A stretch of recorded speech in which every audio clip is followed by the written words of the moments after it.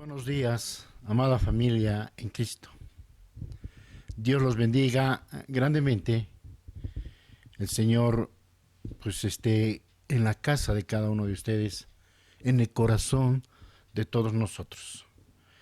Tiempo especial, tiempo de cuarentena, tiempo de restricciones.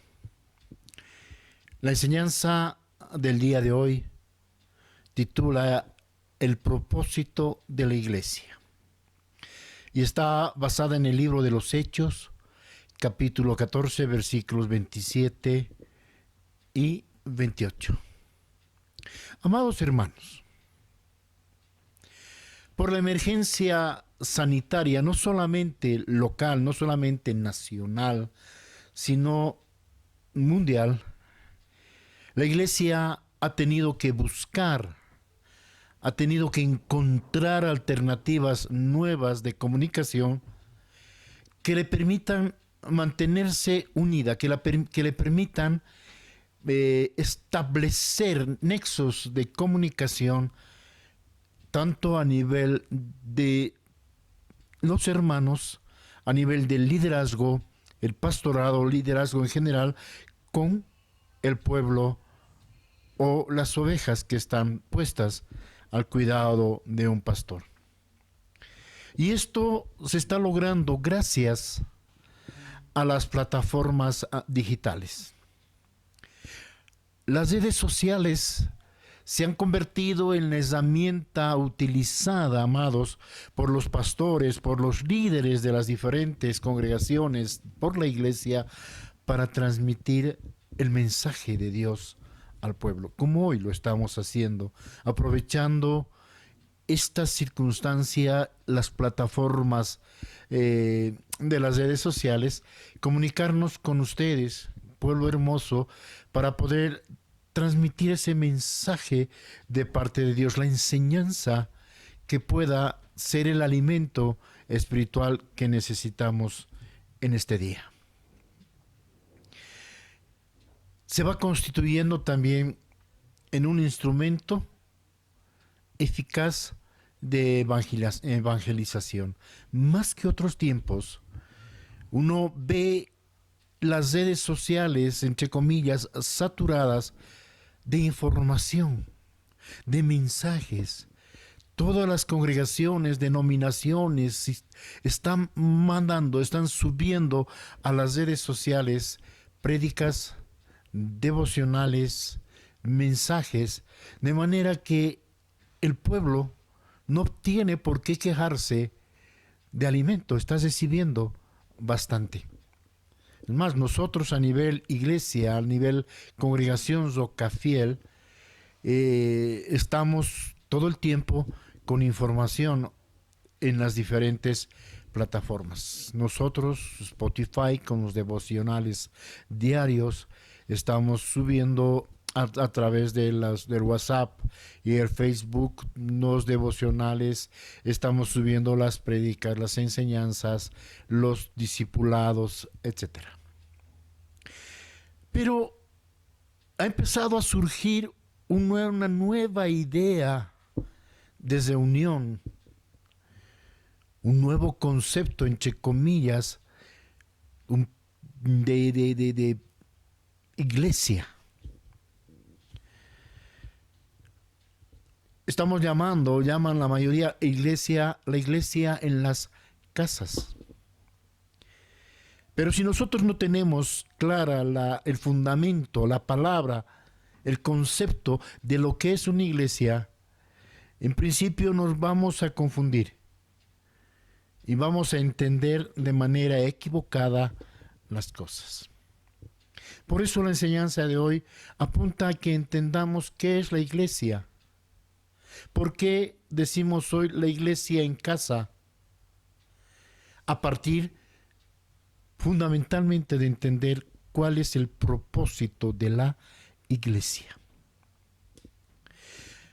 Estamos acostumbrados a pensar en la iglesia como un edificio. Cemento, ladrillos, una obra hecha por manos de hombres donde van a reunirse las personas. Pero, ¿saben? Hoy vamos a ver a la luz de la palabra cómo se describe o cómo la Biblia describe la iglesia bajo los parámetros, bajo la idea, el plan perfecto de Dios. Amén.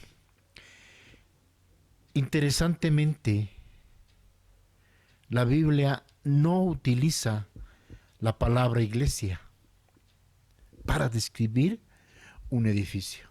En cambio, nos da una imagen de la iglesia como familia, como un grupo de personas reunidas en común unión en torno a la presencia de Dios. Amén. Y así como en una familia existe los padres espirituales, el papá, la mamá espiritual, los hermanos y las hermanas en Cristo, la casa de Dios es la iglesia.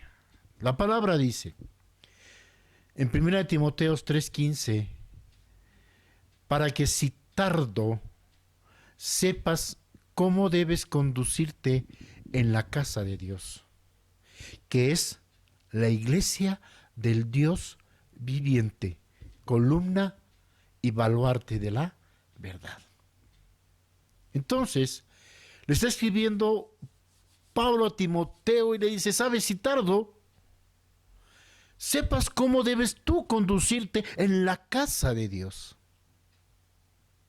que es la iglesia del Dios viviente, columna y baluarte de la verdad. Amados, la función de la iglesia es sostener, es transmitir al mundo la verdad que Dios le ha revelado. En ese tiempo, esa gente vivían juntos y compartían absolutamente todo de manera unida. Todos los que habían creído, dice, estaban juntos y tenían en común todas las cosas. Hechos 2:44. Y vendían sus propiedades y sus bienes y los repartían a todos según la necesidad de cada uno. Y perseverando unánimes cada día en el templo y partiendo el pan en las casas, comían juntos con alegría y sencillez de corazón. Y saben, y como una familia, ellos cuidaban, ellos se amaban los unos a los otros de manera profunda. Perseveraban unánimes cada día en el templo. Y, dice, compartían el pan en las casas, comiendo juntos con alegría y sencillez de corazón. El compartimiento del pan. En 1 de Pedro 1:22 nos dice, habiendo purificado vuestras almas por la obediencia a la verdad, mediante el Espíritu, para el amor fraternal no fingido. Amaos unos a otros entrañablemente y de corazón puro. Wow. Entonces, amados, no es sorprendente que las iglesias del Nuevo Testamento se reunieran típicamente en las casas de los creyentes. Ejemplos hay muchos. Nosotros vamos a tomar algunos de ellos para entender lo que es la iglesia en la casa. Amén. Primer ejemplo, la casa de Lidia. Y veamos para eso Hechos 16:40. Entonces, dice Hechos, saliendo de la cárcel, entraron en la casa de Lidia. Y habiendo visto a los hermanos, los consolaron y se fueron. Entraron en la casa de Lidia, donde estaban reunidos los hermanos. En esa casa los consolaron y luego se fueron. Otro ejemplo, en Hechos 28, el aposento alto. Y había muchas lámparas, dice, en el aposento alto donde estaban reunidos. La casa, en la sala de arriba, ahí estaban reunidos. Tercer ejemplo, la casa de Priscila y Aquila. Primera de Corintios 16, 19. Las iglesias de Asia os saludan, Aquila y Priscila. Con la iglesia que está en su casa, os saluda mucho en el Señor. A ese grupo de personas reunidos en la casa de estos dos siervos, Aquila y Priscila, a ellos iba este saludo en el Señor. Amén. Cuarto ejemplo, la casa de ninfas en la Odisea. Colosenses 4:15. Saludad a los hermanos que están en la Odisea y a ninfas y a la iglesia que está en su casa. Lo mismo, el quinto ejemplo, la casa de Arquipo, Filemón 1:2, y a la amada hermana Apia y a Arquipo, nuestro compañero de milicia, y a la iglesia que está en tu casa. Amén.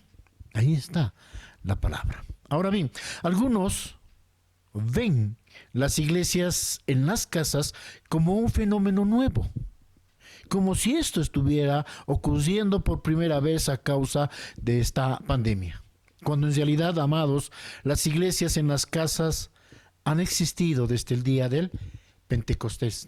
Ahí nació la iglesia, ahí nació este grupo de personas. Muchas iglesias grandes de hoy, muchas congregaciones grandes de hoy comenzaron porque un pequeño grupo se reunía en las casas de los creyentes.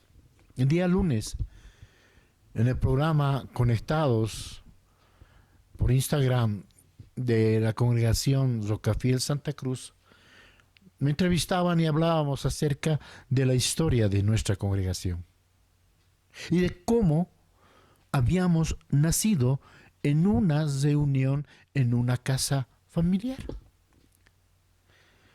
En ese momento, Fidel, Marisol, Cintia, Juan Carlos y Lenny, 5 personas mayores, más los niños, nos reunimos por primera vez en una casa donde recibimos al Señor, y a partir de ese día empezó el anhelo de conocer y amar a Dios. A partir de ese día se gestó en el corazón de esas familias la idea de iglesia, que luego dio lugar a una congregación en la cual hoy estamos trabajando. Entonces, nos toca en esta mañana conocer qué es la iglesia. Abrimos nuestras Biblias en el libro de Hechos, capítulo 14, versículos 27 y 28. Hechos 14, 27, 28. La palabra nos dice: y habiendo llegado y reunido a la iglesia, refirieron cuán grandes cosas había hecho Dios con ellos y cómo había abierto la puerta de la fe a los gentiles. Y se quedaron allí mucho tiempo con los discípulos. Señor, te doy gracias por tu palabra, porque sé que hoy nos harás entender, Señor, qué es la iglesia, cuál es la razón de su existencia y cuál el propósito que tú tienes con ella. Abre nuestros corazones, Dios. Abre nuestros oídos espirituales y seas tú hablando a cada uno de nosotros. En el nombre de Jesús. Amén. Habiendo llegado, se unió a la iglesia. Entonces ya de entrada, los que no tenemos clara la idea de qué es la iglesia, entonces nos confundimos. Porque si venimos hoy a hablar, algunos dirían, se han reunido las iglesias. Porque estaba un grupo de aquí, otro grupo allá, otra iglesia, otra iglesia, otra iglesia. Cuando la iglesia es una sola. Por eso también en Hechos dice, reunido a la iglesia, refirieron cuán grandes cosas había hecho Dios con ellos y cómo había abierto la puerta de la fe a los gentiles. Entonces, ¿cuál es la confusión? Amados, hay mucha confusión en el tema, en lo tocante a la aplicación de la palabra iglesia. Porque es muy común oír la expresión de vamos a la iglesia, teniendo en mente un lugar físico. Y la iglesia no es un lugar físico. Amados, la Biblia no utiliza la palabra iglesia para describir un edificio, sino, como habíamos dicho, nos da a entender a la iglesia como una familia. La iglesia está compuesta por los salvos, todos aquellos que tienen que ser salvos, o sea, está compuesta por los hijos de Dios. Viene de la palabra griega traducida de eclesía. Pero ojo, esta palabra no fue originada por Cristo o no nació de los apóstoles de Jesucristo. Literalmente quiere decir los llamados y fue aplicada a cualquier grupo de personas llamado y convocado para cierto propósito. Amén. Entonces, la palabra eclesía es aplicada al pueblo de Dios en el Nuevo Testamento porque lo describe con exactitud. ¿Por qué? Porque es un pueblo que ha sido llamado del pecado a la sana manera de vivir. Ha sido llamado de las tinieblas a la luz. Ha sido llamado del mundo al reino de Dios. Y este llamado no es en el sentido físico de movernos físicamente de un lugar a otro, sino un llamado en el ámbito moral y espiritual. Amados, la iglesia entonces es el grupo de personas o el cuerpo de personas llamado del pecado y redimido por la sangre de Cristo, lavado por la sangre de Cristo. Es una gran asamblea congregada espiritualmente bajo la dirección de Jesús, bajo la dirección de Cristo. Aunque, obviamente, cada uno de sus miembros siga ocupando su lugar en sus actividades cotidianas, como lo hacían siempre. Amén. Entendamos, pues, que es necesario que uno sea parte de la iglesia de Dios para ser salvo. Ese es el requisito, formar parte de la iglesia para poder acceder a la salvación. Pero, ojo, no es cuestión de pensar que la iglesia es la que salva, porque la iglesia no salva a nadie, amados. Pero la iglesia es el cuerpo de Cristo y Él es el Salvador del cuerpo. Amén.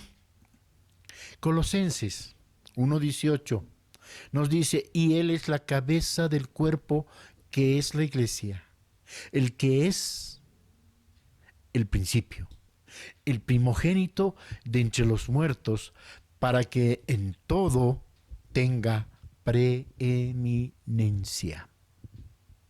Entonces, vemos que la iglesia está afectada por la presencia de personas que aún están confundidas con nuestra esencia y con nuestra misión. No entendemos a cabalidad qué somos, qué es la iglesia, cuál su esencia y sobre todo cuál es su misión o su propósito. Y ojo que no estamos hablando de falsas doctrinas, sino que estamos hablando de confusión existente en medio del pueblo cristiano, con referencia, repito, al propósito que tiene la iglesia. Hablemos un poco sobre esto.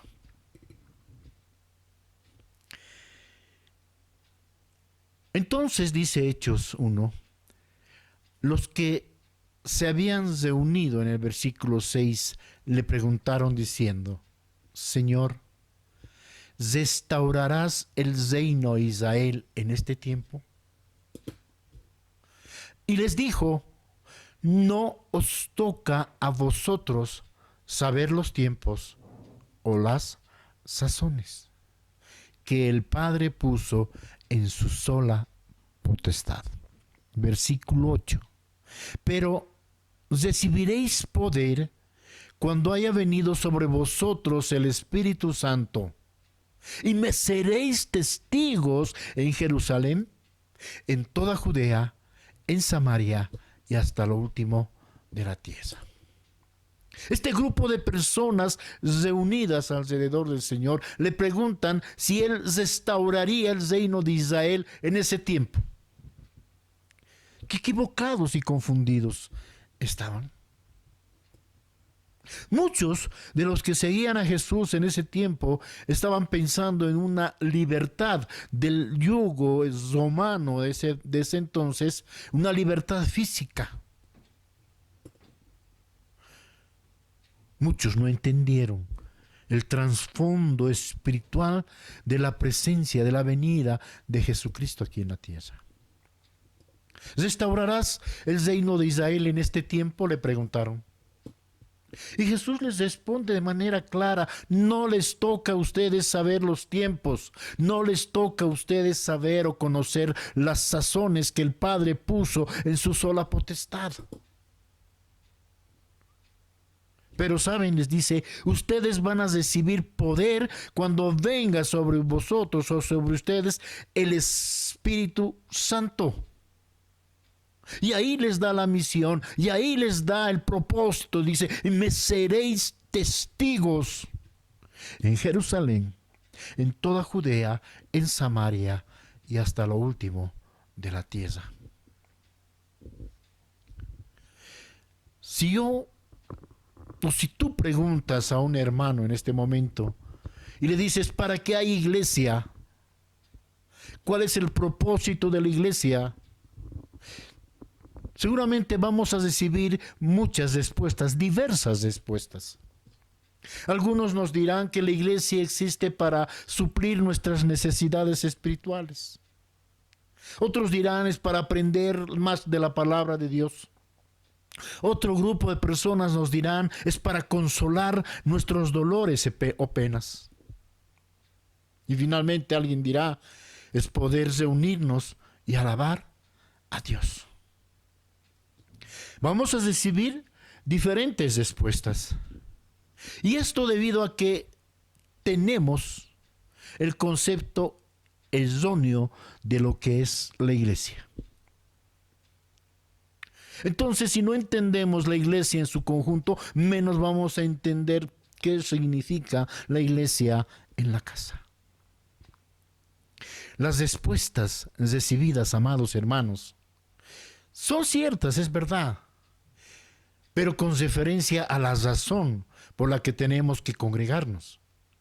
La mayoría de nosotros, o la mayoría de estas respuestas, están vinculadas a la razón o el motivo por el cual debemos nosotros congregarnos, asistir a un lugar a escuchar la palabra, a alabar a Dios, a ser consolados, a aprender. Amén.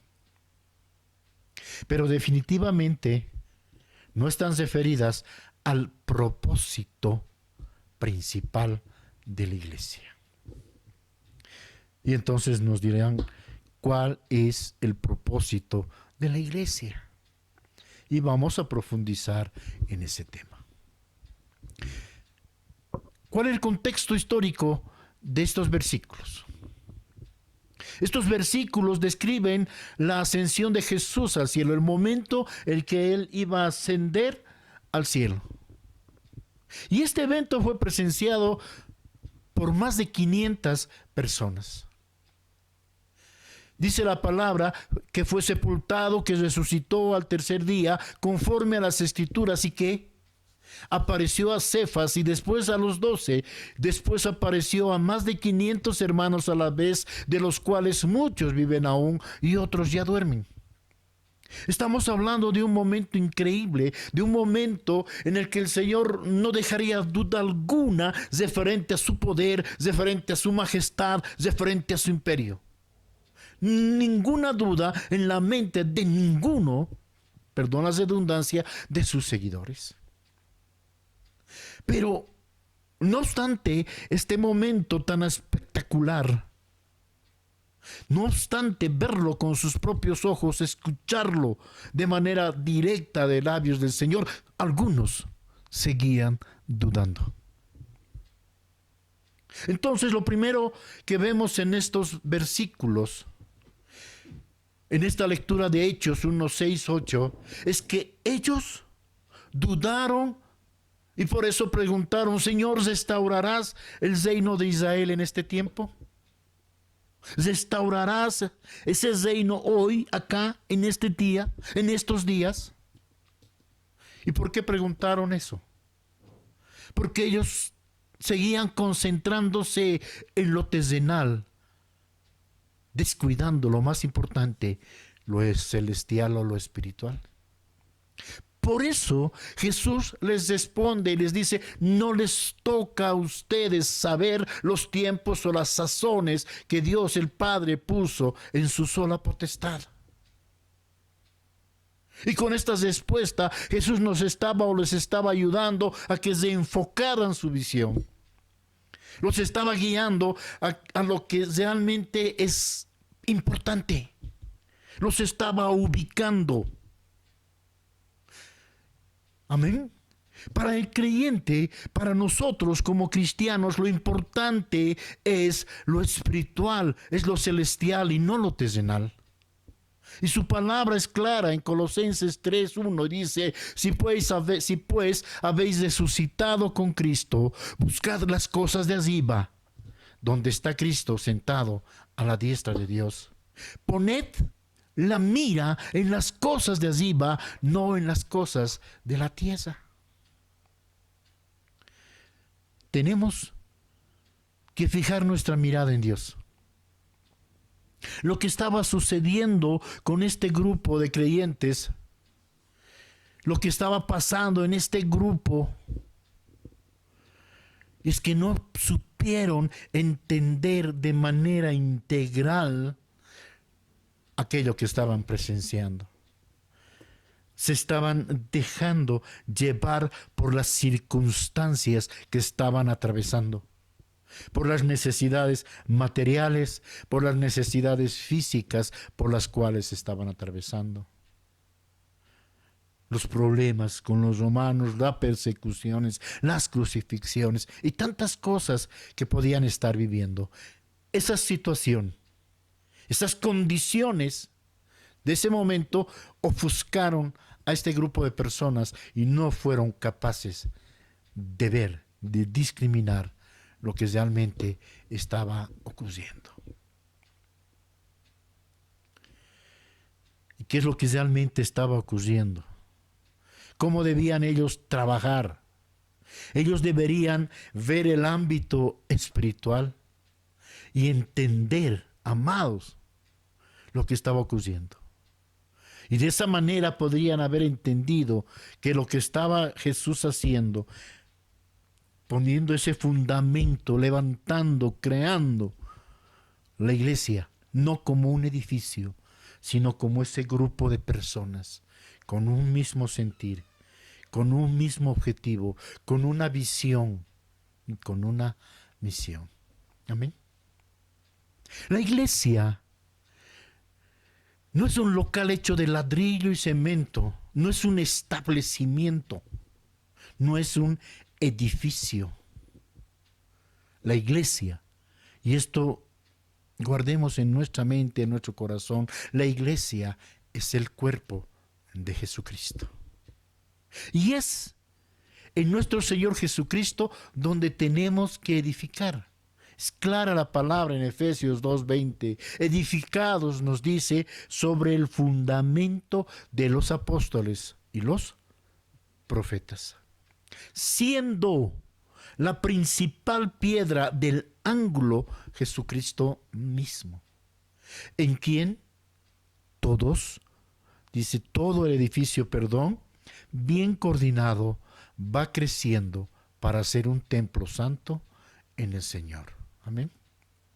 Amados, Él es la piedra angular. Él es esa piedra sobre la cual debemos nosotros edificar.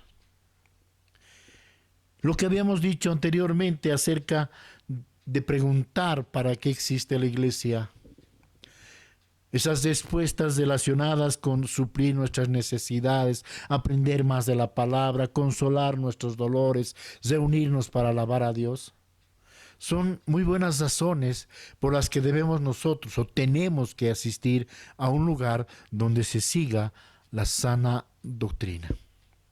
Pero ninguna es la razón principal por la que existe la iglesia. La iglesia existe para ofrecerle a la humanidad la oportunidad de ser salvos. Dios, en su infinita misericordia, en su infinito amor, no desea que nadie se pierda. Y esto es algo que está claro en Juan 3:16, que todos conocemos. De tal manera amó Dios al mundo que ha dado a su Hijo unigénito para que todo aquel que en Él cree no se pierda, mas tenga vida eterna. Entonces, siervos, entonces, amados hermanos, familia en Cristo, la razón principal por la que la iglesia existe es para ofrecerle a la humanidad el amor, la compasión y esperanza de Dios. ¿Cuántos dicen amén? Esa es la razón por la que existe la iglesia. Pero también existe un propósito. Y el propósito, amados, es que todo creyente fiel que ha recibido la promesa de Dios, que has recibido el Espíritu Santo que ahora mora en cada uno de nosotros, has recibido la responsabilidad, has recibido el poder para compartir nuestra fe con otros, y más aún en este tiempo. Entonces, ese es el propósito, el compartir nuestra fe. Seremos testigos de él y me seréis testigo. 1:8 de Hechos. Recibiréis poder cuando haya venido sobre vosotros el Espíritu Santo y me seréis testigos en Jerusalén, en toda Judea, en Samaria y hasta lo último de la tierra. Pero lo triste, lo lamentable, es que muy pocos somos los que asumimos esta responsabilidad. Muy pocos son los que reconocemos el poder que Dios nos ha entregado, más aún en este tiempo difícil. En muchas ocasiones nosotros no alcanzamos a realizarlo, Porque permitimos que la desilusión, porque permitimos que el desánimo, porque permitimos que el fracaso o el temor al fracaso nos impida progresar hacia la meta que Dios nos ha trazado. Siendo esa meta que seamos testigos de Cristo. Amados, existen muchas razones por las que debemos congregarnos. Y entiendo en esta situación el deseo, el anhelo que mucha gente que nos lo ha manifestado así tiene de estar congregada. Pero solo existe una razón para la existencia de la iglesia. Y esa razón es que nosotros seamos testigos de Cristo. El propósito para la existencia de la iglesia es exaltar la grandeza y la misericordia de Dios. Todos estaríamos perdidos, sin rumbo, estaríamos sin dirección, todos estaríamos sin objetivos claros, completamente separados de la presencia de Dios, sin esperanza alguna de vida eterna, si es que nosotros no entendemos la razón y el propósito de la iglesia, sobre todo en nuestras vidas. Si esas personas que escucharon a Jesús en ese día no hubiesen asumido la responsabilidad que estamos hablando ahora de la razón y el propósito, hoy ni tú ni yo podríamos estar frente al Señor o en este lugar tomando esta oportunidad de hablar o escuchar la palabra de Dios. Ninguno de nosotros hubiera estado aquí. Amados hermanos, es hora de dejar de jugar a la iglesia. Tenemos que ser testigos de Jesús. Pensemos en ello por un momento y preguntémonos, ¿cuál es la función de un testigo? ¿Alguna vez lo han nombrado usted testigo en un caso? ¿Lo han convocado a declarar en un juicio? ¿O le han dicho, te tengo a ti como testigo de aquello? Y es que cuando se habla de un testigo, se habla de alguien que testifica de lo que ha visto o ha escuchado. Yo no puedo testificar de algo que no he visto o no he escuchado. Ya sea esto en un caso civil, ya sea en un caso criminal, los testigos llegan a ser imprescindibles, pues a través de ellos es que el juez, es que el jurado pueden llegar al veredicto final. Los testigos inclinarán la balanza para uno u otro lado. Amén. Entonces, de la misma manera, los testigos son imprescindibles en la congregación. Necesitamos testificar de lo que sabemos. Necesitamos testificar de lo que hemos escuchado. Necesitamos testificar, amados, de lo que hemos visto, de lo que hemos hecho. Y más importante aún, tenemos que testificar de lo que Dios ha hecho en nuestra vida. Y eso se llama testimonio. Amén.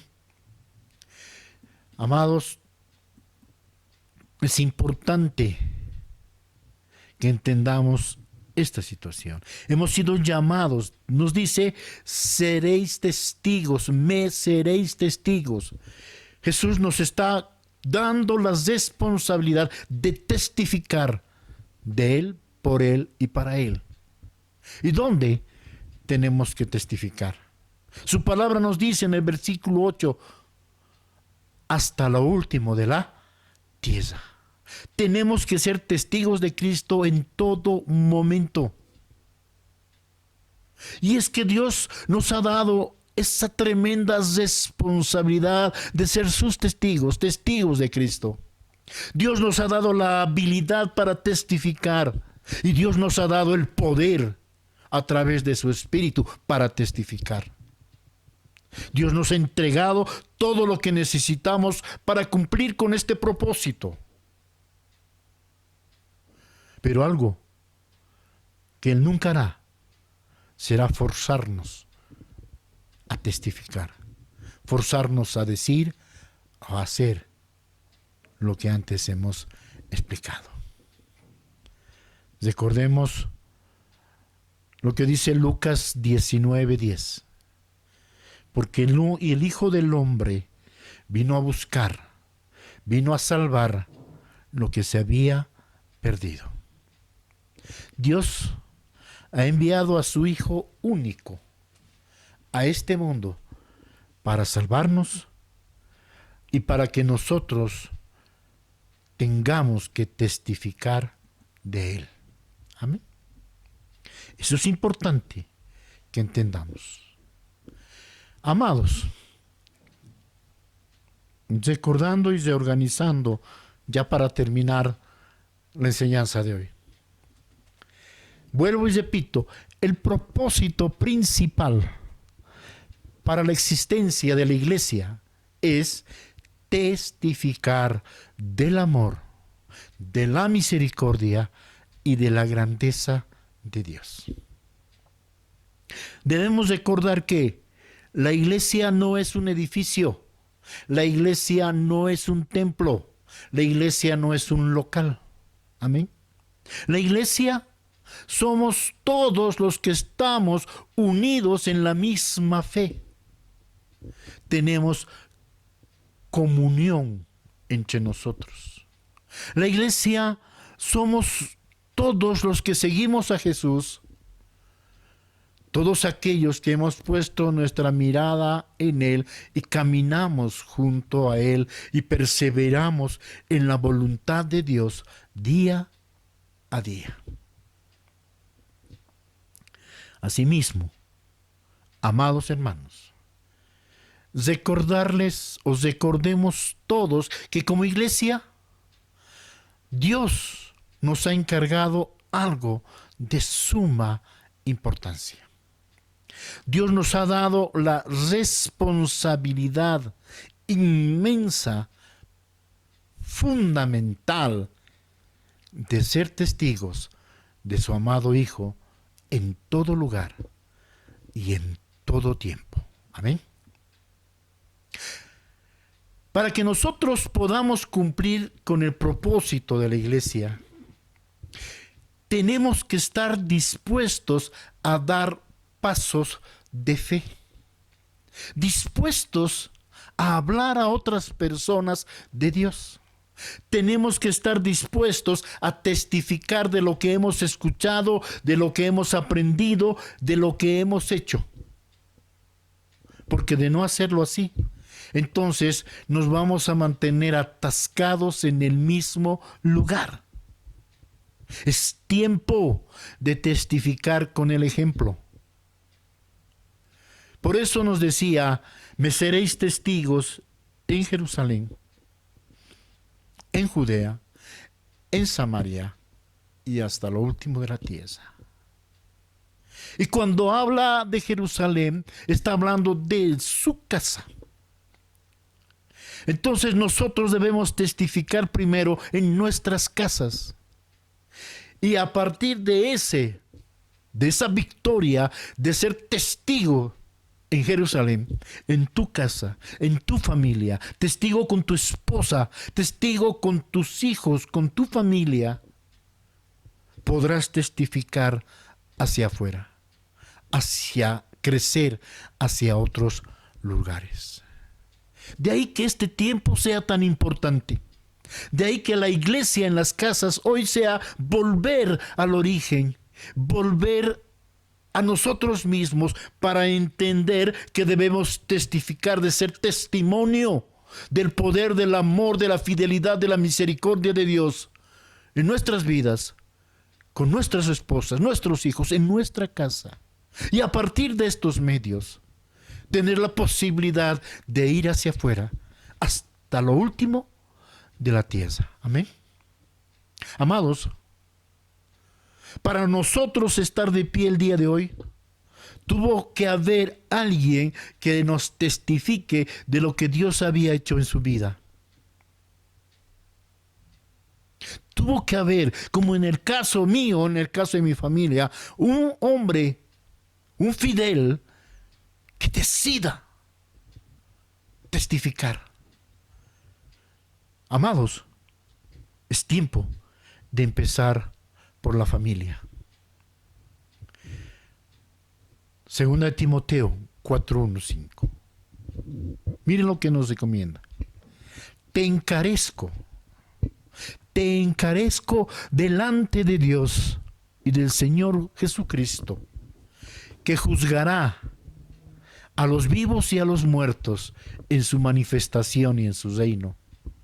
Que prediques la palabra, que instes a tiempo y fuera de tiempo, redarguye, reprende, exhorta con toda paciencia y doctrina. Porque vendrá tiempo cuando no sufrirán la sana doctrina, sino que teniendo comezón de oír, se amontonarán maestros conforme a sus propias concupiscencias. Y apartarán de la verdad el oído y se volverán a las fábulas. Versículo 5. Pero tú, sé sobrio en todo, soporta las aflicciones, haz obra de evangelista, cumple tu ministerio. Es Dios hablando a todos y cada uno de nosotros. Cumplamos nuestro ministerio, hagamos obra de evangelista, proclamemos las buenas nuevas. Proclamemos esas buenas nuevas en nuestra casa, nuestra iglesia primera, nuestra esposa, nuestros hijos, reunidos en torno a la presencia de Dios, reunidos en torno al amor de Dios, en torno a su fidelidad, misericordia y amor. Hermanos, Dios nos ha capacitado a todos para poder cumplir esta misión. Él nos ha mostrado la verdad a través de su palabra y saben, el Espíritu Santo, el Consolador, nos guía en todo momento. Recordemos que nosotros estamos acá debido a que más de 500 personas en ese tiempo testificaron de lo que habían aprendido, de lo que habían sentido, de lo que habían presenciado. Asumieron la responsabilidad. Y tiempo después nosotros pudimos escuchar ese mensaje de salvación. Entonces ellos cumplieron con el propósito de la iglesia. Y es que hoy, por ese propósito cumplido, nosotros podemos llamarnos hijos e hijas de Dios. Y queda para concluir la pregunta para todos nosotros. ¿Estamos dispuestos a asumir la responsabilidad? La responsabilidad de cumplir con ese propósito, de ser iglesia, testificando del poder de Dios. Dios los bendiga. Muchas gracias. Muy buenos días.